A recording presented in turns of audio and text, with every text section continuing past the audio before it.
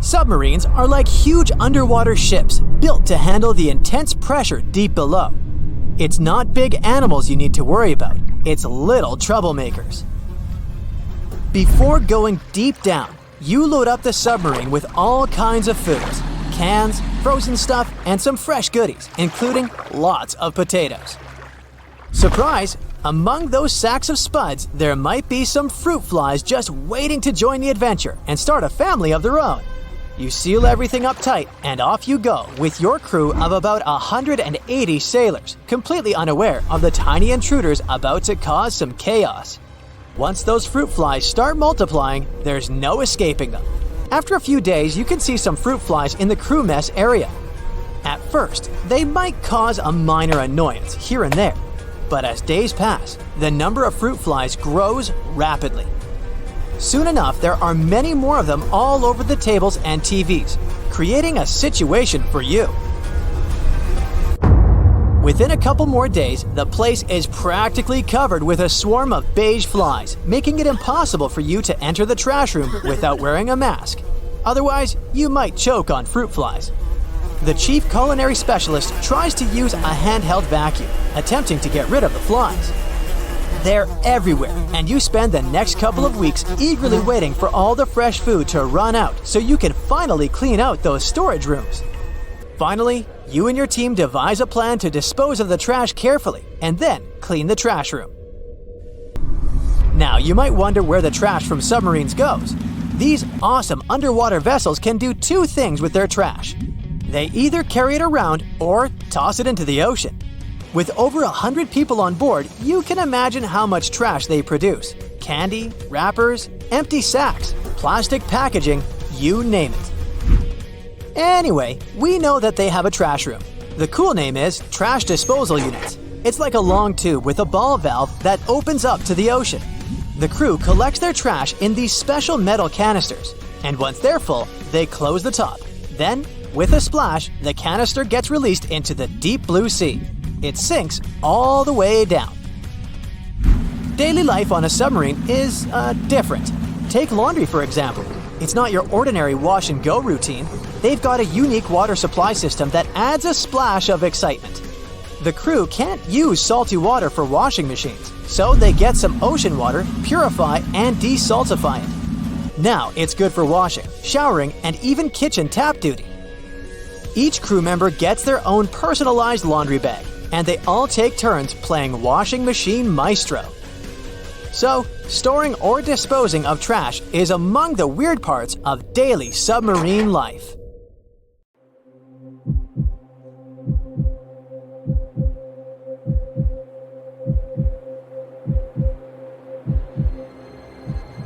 Leave it to people wandering on Google Earth to stumble upon the world's newest and weirdest places ever. Like this mysterious pyramid discovered in Antarctica. Soon enough, the internet blew up with all sorts of theories regarding this unusual shape. Could it be a sign from a different life form? Is this pyramid indeed natural, or is it man-made? For starters, it's not the first time we've discovered a pyramid in the Antarctic. The first one was observed by the British Antarctic expedition in the 1910s and kept secret for a long time. Its discovery being kept hidden only added to the mystery. A second such structure was discovered in 2016, which further increased the interest in the matter. The mystery was soon enough deciphered by scientists. These formations are just mountains. They're located near the Ellsworth Mountains, a range over 250 miles long, so they're just mountain peaks that have broken through the ice sheet. As for their particular shape, it's just a coincidence. Pyramids are found throughout nature. The Matterhorn in the Alps and Mount Ballenstinder in Iceland, for example, are quite similar in terms of shape. As for the official name of these peaks, they're called nunataks, or peaks of rock peeking through a glacier or an ice sheet. Antarctica has way more incredible features, like the fact that it's home of 60 to 90% of the world's fresh water. That's because its ice sheet is the biggest on our planet, stretching across 5.4 million square miles. I'll spare you the calculations, but that leaves only 1% of the continent ice-free. Antarctica's ice reaches 2.7 miles thick at its deepest point, meaning half the height of Mount Everest. Should it ever melt completely, our sea levels would rise to roughly 200 feet. It wasn't always this cold though. At some point in our planet's history, Antarctica had some average temperatures as the city of Melbourne has today. It took a lot of research, but scientists figured out that Antarctica's temperatures could have reached up to 62.6 degrees Fahrenheit. Sure, that was 40 to 50 million years ago, but if you think about it, it was at the same time when dinosaurs roamed our Earth. Time is also different on this icy continent. All the lines of longitude that help us calculate different time zones merge into a single point at the South Pole. Here, there are 6 months of daylight in the summer, followed by 6 months of complete darkness during the colder season. So, scientists working here stay, on average, in the same time zone they've come from.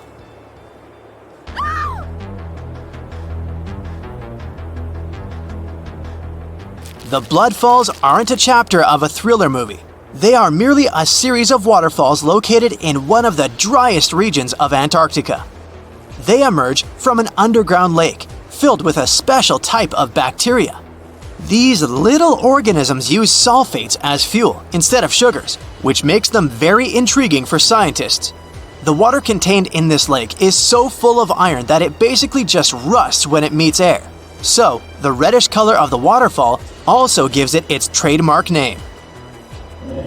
The megalodon was the largest predator ever known in our planet's history. In terms of its location, the megalodon lived practically in all waters on our globe, except near the poles. The reason why there are no megalodon teeth found in Antarctica is probably because the gigantic creature was adapted to only warm tropical and subtropical waters. If you plan to visit Antarctica by boat someday, just know you might not get there on a non-metallic boat. The hull of your transportation device must be made of either steel or aluminum to withstand the harsh weather conditions here. Antarctica isn't home to a lot of bugs. In fact, there is only one true species of insect that calls this place home. It's a wingless midge called Belgica antarctica. This fly is so tiny that it only reaches 0.08 to 0.23 inches long, but it's still the Antarctic's largest terrestrial animal. A lot of Antarctic fish also come with an antifreeze substance in their blood. They don't necessarily need it for protection against the cold temperature, but mostly against touching ice. These antifreezes are made up of large glycoprotein molecules. They surround any small ice crystals that may form, making sure they don't spread through the animal's tissues, which could cause a lot of damage. They also create a sort of small pillow blocking the sharp ice crystals, so they're less likely to cause any pain. It also doesn't rain a lot here on this icy continent, but one amazing meteorological quirk of Antarctica is that it's full of diamond dust. This dust is basically small ice crystals that pop out of humid air close to the Earth's surface. Think of it like an icy fog. As they flow through the air and get touched by sunlight, they begin to sparkle, making visitors here feel like they're surrounded by diamonds. It's probably the last place you'd want to go into labor, but in 1978, the first person was born here ever. Emil Marco Palma was its name, and ever since, 10 other people have been born here in Antarctica.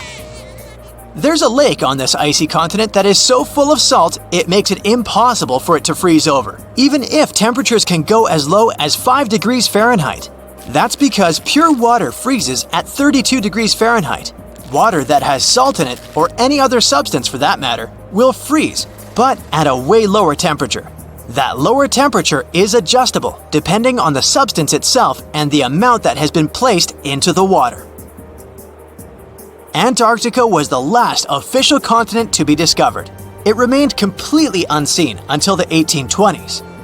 But it took another 20 years to confirm it was actually a continent and not just a group of icy islands.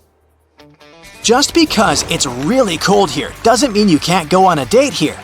One December night, an American scientist that was posted in Antarctica logged into a dating app simply out of curiosity.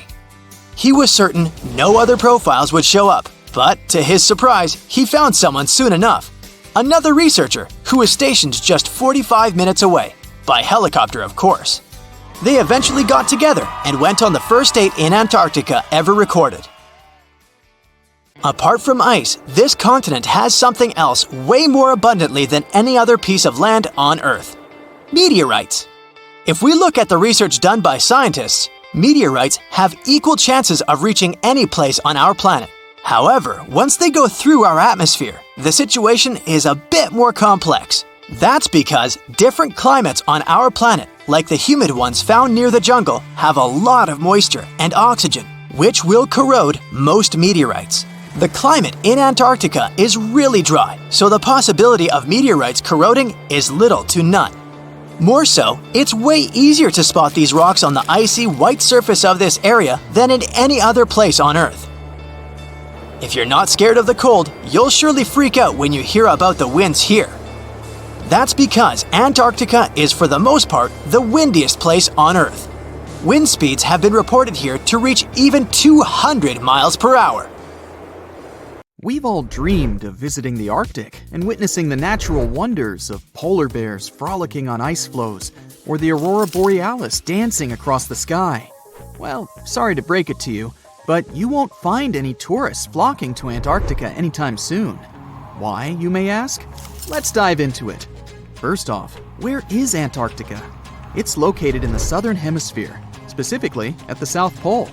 The Southern Ocean surrounds it, and most of the continent is covered by ice, making it one of the most remote and frigid places on Earth.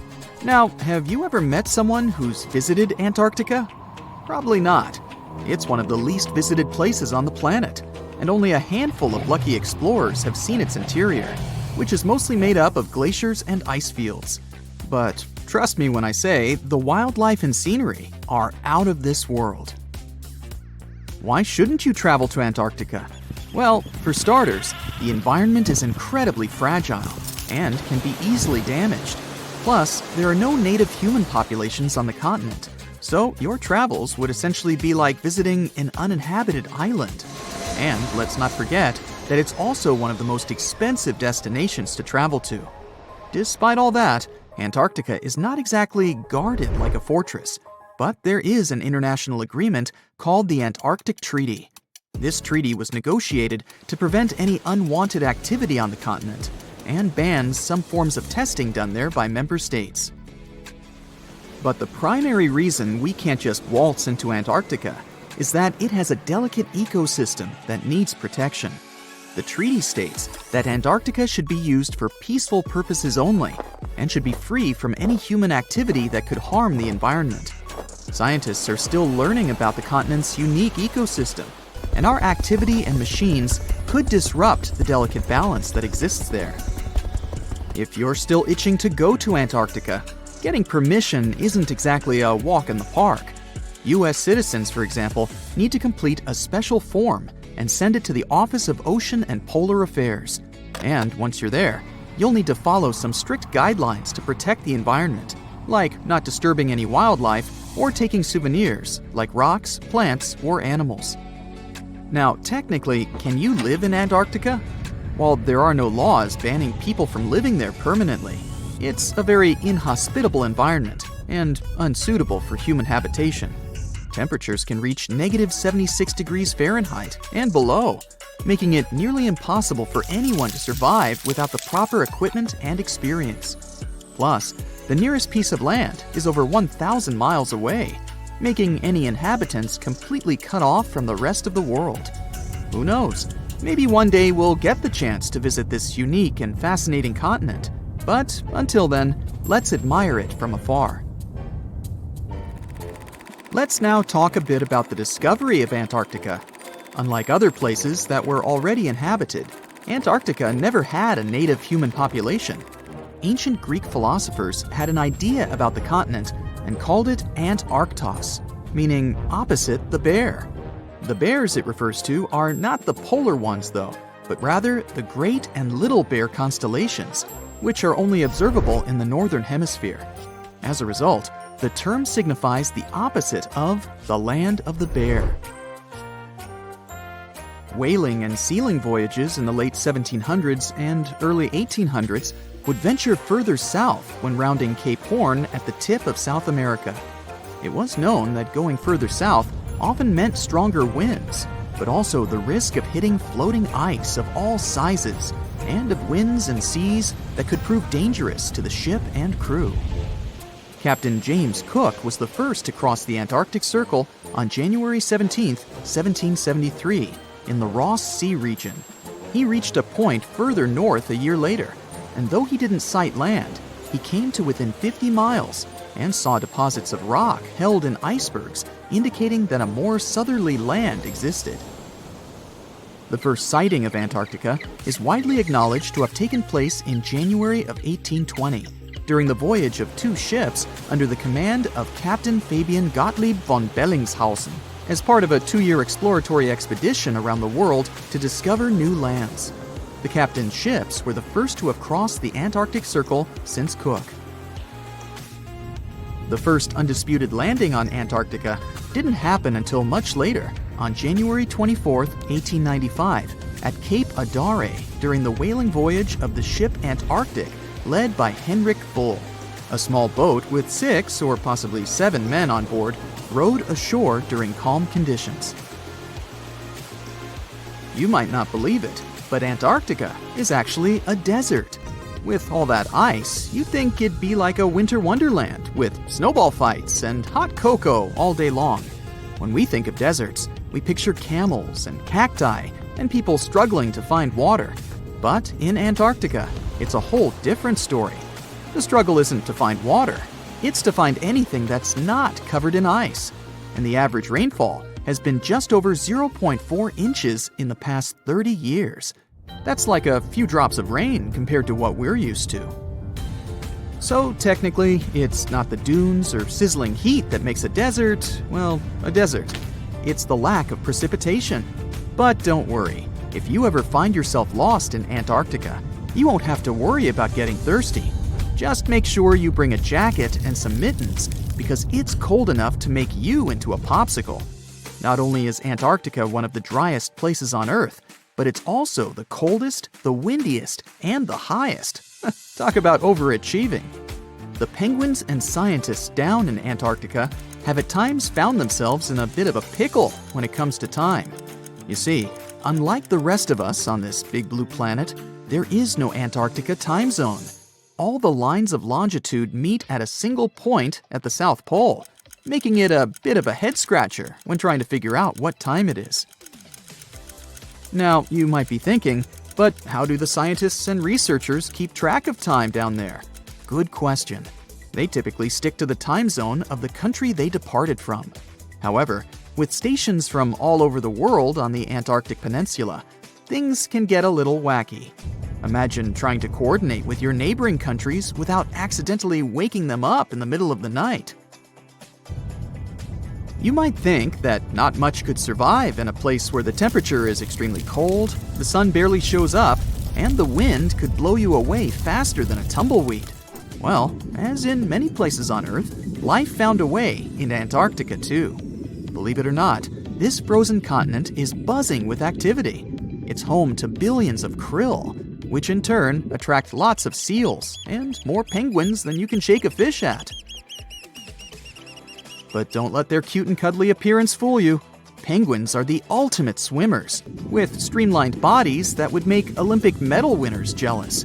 They come ashore to breed and chill, but their real talent is stealing pebbles from each other and forming mathematically precise huddles to stay warm. Antarctica is also home to the largest species of penguin on Earth. It's called the emperor penguin. Sure, these creatures are flightless birds, but that doesn't mean they can't jump.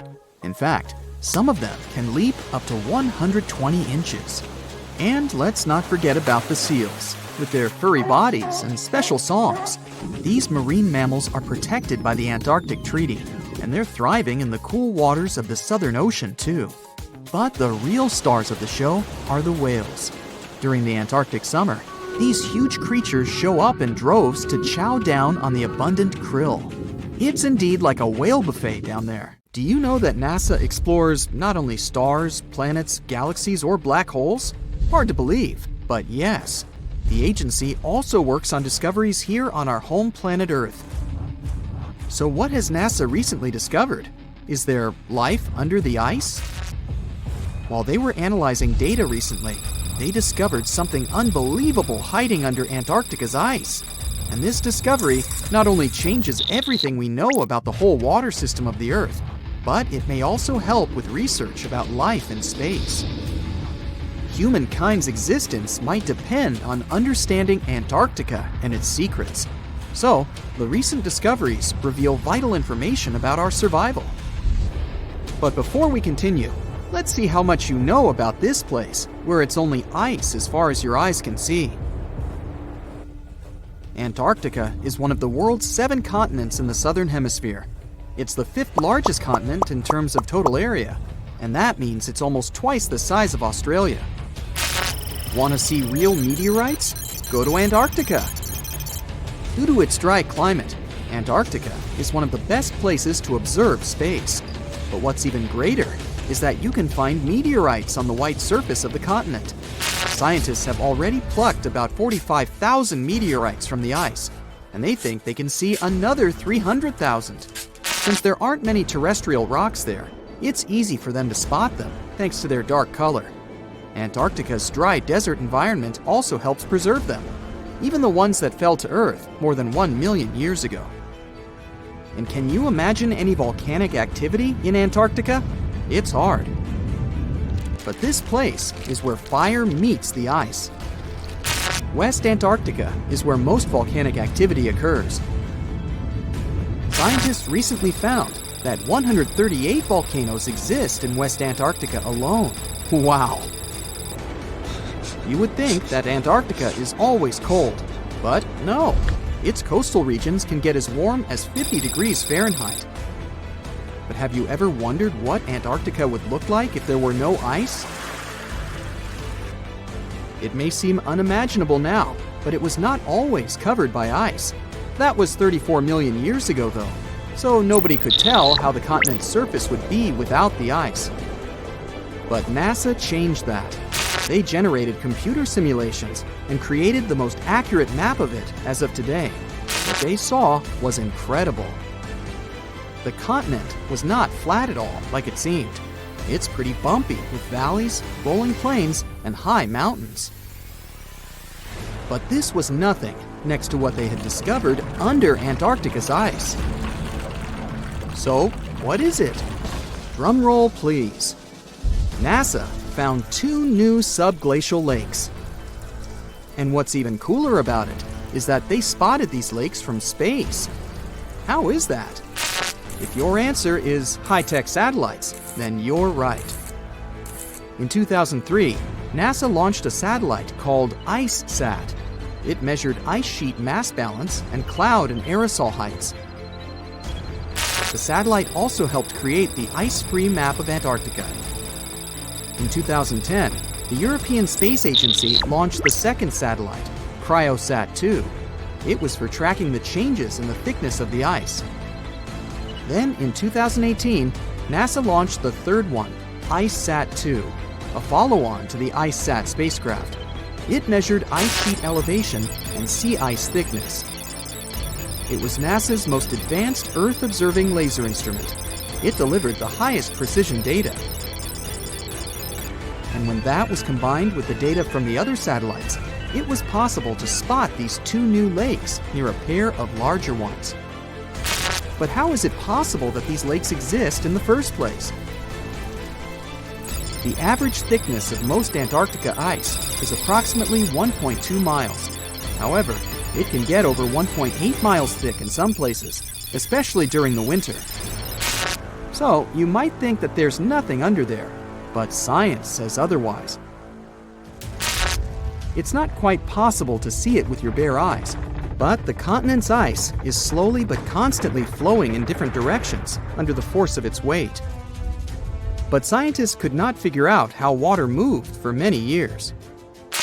That started to change in 2007, when data gathered from the IceSat provided insight into what hides beneath the surface. They first discovered an entire network of meltwater lakes connected under Antarctica's fast-flowing ice streams. and there were hundreds of them. Scripps Institution of Oceanography glaciologist Helen Amanda Fricker figured that the elevation changes measured by IceSat happened because of the dynamics of these lakes. They did not hold meltwater statically. Instead, they were filling and draining continuously over time through a system of waterways. And as they did that, the ice above rose and fell. But where do they drain? The ocean, of course, and it drains a lot. A recent study, co-authored by Fricker, found that the drainage of one lake flushed as much as 198 billion gallons into the ocean in only 3 days. Countless mysteries about how nature works are still waiting to be solved. But finding the 2 new lakes will give scientists a better picture of how fast the Antarctic ice sheet will change as the climate gets warmer, and how this will affect global ocean currents and sea level rise. The filling and draining cycle of the lakes also caused the ice sheet to suffer cracks and crevices. So, the information they find from these new lakes will also give them a better understanding of the damage on the surface of the ice. They will also be able to assess how this filling and draining system influences the speed at which ice slips into the oceans and seas. And that means they can evaluate how the added fresh water may alter marine ecosystems. This discovery may also suggest whether life is under the ice. Wow! Scientists drilled through about 3,504 feet of ice and found that water samples taken from one of the lakes contained approximately 10,000 bacterial cells per milliliter. Such a high number of bacterial life is a good sign, because that means the icy waters might also support higher life forms, such as microanimals, and one of these new lakes might even be their home. But the most exciting thing is that the new lakes might help them understand whether life on other planets is possible. Scientists believe any life below the frozen surface of the planet Mars might follow the patterns seen in Antarctica's lakes. So, there is a possibility that they might find critical new information on the type of life that may have existed on the red planet. You wouldn't want to be there during the winter, though. The lowest temperature on Earth you can experience is negative 128 degrees Fahrenheit. In 2010, there was an even lower temperature of negative 135 degrees Fahrenheit. And you may feel this cold much worse due to the strong and dry winds. Did you know that the size of the ice surface on Antarctica also changes throughout the year? It's about 1.2 million square miles during the summer, but when it's winter, it grows to 7.3 million square miles. Yet, despite the change, it remains the largest piece of ice on Earth. Sorry, Arctic, you lose. Do you know these cute little penguins? Consider these animals the locals, because there is no native population in Antarctica. It's a no man's land, because no single country owns it. But do you know who really owns it? 5 different species of penguins, seals, and killer whales. Ha ha. Despite the continent's harsh conditions, you can visit it as a tourist for fishing and research purposes. Around 5,000 people reside on the continent during summer at research stations. But when winter comes, the number naturally drops down to 1,000. Antarctica's ice blanket makes up 70% of the world's freshwater reserves. Imagine what would happen if it melted. The global sea levels would be raised by almost 200 feet. So what comes to your mind when you hear the word Antarctica? Most likely, cold, snow, ice, and penguins. Yet, this is one of the least explored regions in the world that hides many strange and unique things. Check them out. You don't have to go to Antarctica to see this weird thing. All you need to do is open Google Earth and move to one of the southernmost islands of Antarctica, King George Island. Recently, internet users have noticed a large and pretty strange cave entrance there. Where does this wide, dark passage lead? People started making suggestions. It's the entrance to a secret base or some laboratory. This is the part of the spaceship that crashed there thousands of years ago. This is the door to the ancient city of Antarctica. Perhaps there's a giant rock mountain with an ancient cave beneath all this snow and ice. Well, there's some ideas. Users have calculated the approximate dimensions of this cave. It might be about 74 feet high and 250 feet wide. You could hide a Boeing passenger jet in there. Nature probably created this entrance. This is a logical explanation, but there are two strange factors. First, take a look at the foot of the mountain. It seems that there are steps there. They're dark in color, as if they're made of stone. And if you look closely, you can notice something similar to human footprints. Has anyone entered this cave? Or maybe someone is still living there now. The second oddity is the disappearance of the mysterious finding. For the first time, people noticed it in a Google Maps snap in 2007. Then the entrance disappeared. Then it reappeared a few years later. After that, it vanished. And in 2022, people saw it again. Perhaps old snow melts, a new layer falls, and then the wind blows it away and the cycle repeats. But the alleged steps leading deep into the cave make one doubt the natural origin of this tunnel. You can easily find the coordinates on the internet and visit the cave via Google Earth. You might see something there and tell the world.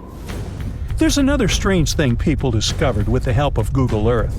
In 2020, one user found a strange object that looked like a giant ship 100 miles off the coast of Antarctica. It was covered with ice and snow and lying on its side. It looked like a cruise ship. You could notice the windows, the deck, and the bridge.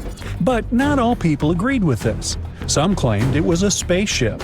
Others said it was some kind of secret building. The user who first noticed the ship stated that its size was about 400 feet, which is the perfect length for a passenger vessel. But what is this ship doing in such a remote place in the middle of a glacier? How did it get here? Who was its captain? No one has found the answers to these questions yet. In 2016, people using Google Earth discovered a photo of an unknown sea monster floating off the coast of Antarctica. This creature resembled a giant squid with a length of about 200 feet. This is slightly shorter than 3 train cars.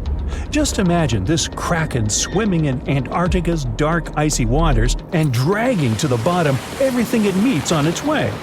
Maybe it's the great and terrible Chulu, or one of its offspring. You will quickly notice this blood-red waterfall among Antarctica's endless, dazzling white landscapes. Don't worry, it's not blood. For many centuries, the waterfall has been painting snow in a bright red color. The stream flows straight out of a white iceberg. Let's look inside and find out what's happening there. Millions of years ago, there was a small crystal-clear pond, but then a glacier formed around it. A thick layer of ice and snow blocks sunlight, heat, and oxygen access. For millennia, the reservoir remained in this cold vacuum.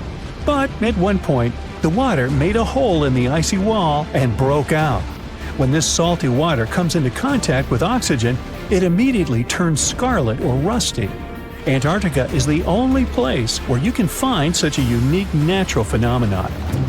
One of the driest places on Earth is located in Antarctica. It's one of the most lifeless deserts in the world, the McMurdo Dry Valleys. In this desert, you won't see the scorching sun, hot sand, and cacti. A desert means a place with a lack of precipitation and life. The McMurdo Dry Valleys meet these parameters. But this place is also unique for Antarctica, since you won't find glaciers there. Despite the frost, ice can't form in the desert because it hasn't rained for millions of years there. It also never snows. A strong wind coming from the mountains reaches speeds up to 200 miles per hour. It would be difficult for you to stay on your feet there. The wind is filled with moisture. It heats up and evaporates all the liquid and snow in the desert because of its high speed. Only dry air reaches the ground. But you can find several lakes there. They don't freeze, only thanks to the high concentration of salt. The water is so salty that large life forms can't develop there. But scientists have found microscopic organisms near the lakes. 20 million years ago, Antarctica was filled with swamps and trees and swarming with insects and animals. But now, it resembles the surface of Mars, literally. Scientists and astronauts are exploring such regions as the McMurdo Dry Valleys, since the natural conditions there are similar to those on the Red Planet. So, before you go to Mars, you can practice living in similar places on Earth. Also, scientists discovered an underwater world in the Antarctic filled with hundreds of amphipods, crustacean animals similar to shrimp. Wait a minute, it happened in the Antarctic? But the McMurdo Dry Valleys are located in Antarctica. Well, the words are very similar, but what is the difference? Oh, and don't forget the Arctic. The Antarctic is the region in the southernmost part of Earth that houses the continent of Antarctica, and the Arctic is another land altogether. They have the same natural conditions, frost, ice, and snow, but they're located in different parts of the planet. The Arctic is at the North Pole, Antarctica is at the South Pole. Now, back to the discovery. Scientists put forward theories that the ice of the Antarctic hides a vast network of freshwater rivers and lakes. And in 2022, they found a new ecosystem. Researchers explored the Antarctic Ross Ice Shelf and its underwater rivers. This is a massive piece of ice floating in the ocean. A team from New Zealand used a special drilling rig equipped with a hot water supply to drill a hole 1,640 feet deep. That's more than the height of the Empire State Building. Then, they lowered some video cameras and saw thousands of crustaceans swimming in different directions. So it seems they're very unorganized. In the waters of the Antarctic, you can also meet some of the scariest creatures on the planet. These are sea spiders. They got this name because they resemble land spiders, but they're actually a species of marine arthropods. And unlike land spiders, those in the ocean are much larger. They look like 8 strong legs without a body. One such spider can be a dinner plate in width. Some of them have no eyes and have proboscises instead of jaws. Sea spiders are poorly studied because they live in deep, cold waters. Antarctica hides many little-known animals. There are long tunnels in its glaciers leading to scary darkness. On this cold continent, people have found the remains of giant dinosaurs and other ancient creatures, such as the ancestors of modern ducks. Many underground rivers and lakes hide unexplored wildlife. Even the ice here can be weird. Take a look at these striped icebergs. They have blue, black, green, and turquoise shapes. The color depends on the conditions of the water during freezing. For example, green lines appear because of algae, blue ones form when the water freezes too quickly. Okay, I'm freezing. Time to go thaw somewhere warmer. Hawaii. Yeah. Hey, look at this rock. At first sight, it looks like a regular boring rock, the likes of which you can see when walking along the beach. Its color doesn't stand out, and its weight is pretty regular, around 4 pounds. But everything changes when you learn that this rock was born on Mars, traveled all the way to Earth, and ended up in Antarctica. Ah, now the story sounds much more fascinating. So let's find out the details. Researcher Roberta Score, who worked on the ANSMET project, which stands for Antarctic Search for Meteorites, of the Denver Antarctic Program, found this meteorite in 1984. If you want to decipher the name of the space traveler, I can help you.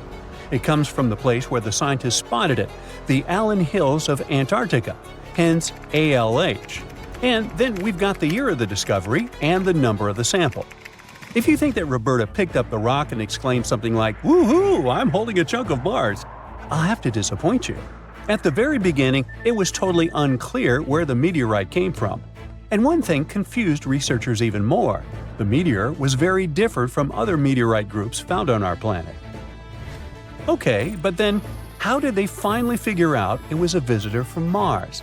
All thanks to traces of gas similar to those that make up the atmosphere of the red planet. We learned about its composition thanks to the brave Viking lander that carried out the necessary analysis in situ in 1976. Anyway, back to our rocky discovery. It's actually very special, and not only because the rock arrived from far, far away. Among those several thousand meteorites found on Earth, just around 100 have likely come from Mars. And even so, our guy is different from them and seems to be part of a separate group. So let's go into the past and follow the life story of this cosmic traveler. It most likely formed around 4 billion years ago on its home red planet. One day, which wasn't very different from others, turned out to be life-changing for this peaceful rock. A meteorite impact catapulted into space, and it started its own journey as a small asteroid. At that time, it was way larger than at the moment of discovery on Earth. At one point, ALH got close to Earth and, who knows, probably decided to explore something. That's how, 13,000 years ago, it ended its space journey by colliding with our planet. At the moment, this Martian fragment is the oldest we've got. But at first, it wasn't all that popular. Only in 1996 did it become way more famous after a groundbreaking discovery. You see, some NASA researchers started wondering, well, the fragment is obviously very old, but then, could it have recorded any traces of life that could have been thriving on Mars at the time ALH formed on the red planet? And guess what? Those scientists turned out to be right. They detected traces of very fine magnetite particles. Those were completely similar in structure and chemical composition to the particles we have on Earth. They're called magnetofossils, and magnetotactic bacteria produce them. So it might mean that, at one point, there were some forms of life on Mars. In April 2020, scientists from the Japanese Space Agency made another discovery. They detected nitrogen containing organic material of Martian origin in our meteorite. So, who knows what new astounding secrets further examination of the meteorite might reveal? At the moment, though, all you can do is travel to Antarctica and find more of them. The thing is, this place is great for meteorite hunting. Surprisingly, we have found nearly 50,000 meteorites in Antarctica, and hundreds of thousands are still waiting to be discovered. Each of these space rocks can tell us a story of the evolution of the solar system. For example, the very first lunar rock found on the icy deserted continent proved that chunks of space objects larger than asteroids can also end up on Earth. So, let's say you got inspired and decided to go meteorite hunting all the way to Antarctica. Well, get ready for some serious challenges. Despite their potential abundance, finding space rocks isn't as easy as it might seem. You'll have to visit remote areas, and there's still no guarantee that you'll be able to spot a meteorite. And that's actually a huge problem. Meteorites are vanishing from sight. Currently, scientists find about 1,000 meteorites in Antarctica each year. But according to a new study, about 5,000 more get hidden out of sight every year. The culprit is warming temperatures. Worried scientists created a model that could help them figure out where those meteorites might surface. This model was quite complicated, taking into consideration snow cover, surface temperature, the speed at which ice flows, and even the steepness of the terrain. After that, they ran simulations under various warming scenarios. It turned out that meteorites indeed sank out of sight as temperatures rose. To say that the researchers were upset is obvious. They didn't expect that climate change would affect their work so much. Even though those areas are below freezing, people still managed to ruin a crucial archive of the solar system. But let's get back to your meteorite hunt. If you want your chances to find one to be higher, travel to the base of mountains or outcrops where ice, which usually flows to the lower ground, is forced to move upward. But make sure to take your windbreaker with you. In those places, powerful winds brush away snow, exposing bright, vivid blue ice. Instead of melting, this ancient ice can change directly into water vapor, and it helps expose meteorites that would otherwise remain hidden. You need to hurry though. Meteorites at the surface disappear quickly.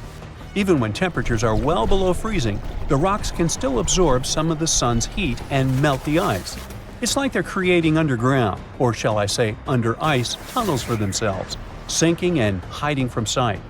Sometime later, refreezing closes the entrance to those tunnels, effectively trapping meteorites inside, tucked out of sight. Now, scientists admit it's very tricky to find working methods to spot meteorites. And if we don't hurry and develop such methods, we might lose between 80,000 and 250,000 space rocks in total. No wonder scientists are on a mission to find more meteorites. They're focusing on meteorite stranding zones. Those are places where meteorites often gather on the surface because of specific features of geology, ice flow, and climate conditions. As you already know, you can find meteorites on blue ice without snow cover. This makes meteorites easy to spot. But finding such hotspots is often pure luck. Or you gotta sit day and night, scouring maps and satellite images in attempts to spot blue ice zones near research stations. Let me introduce Veronica Tolinov, a glaciologist, and her team. They've taken things to the next level by developing a smart Antarctic-wide map. To do it, they've used machine learning and satellite data from NASA, the Canadian Space Agency, and others.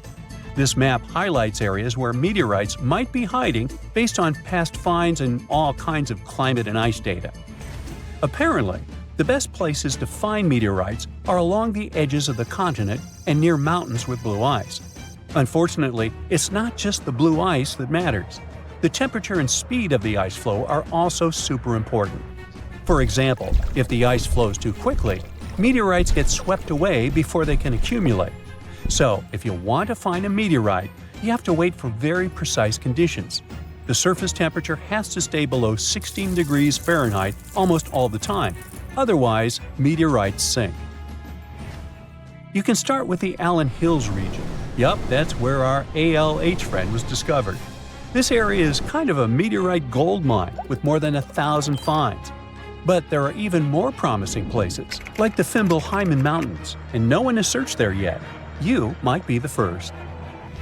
In any case, with this new map, researchers developed a where-to-go index that ranks the best meteorite hunting spots, making future field trips much more targeted. And with plenty of blue ice regions still unexplored, there are tons of meteorites just waiting to be found. So, what are you waiting for?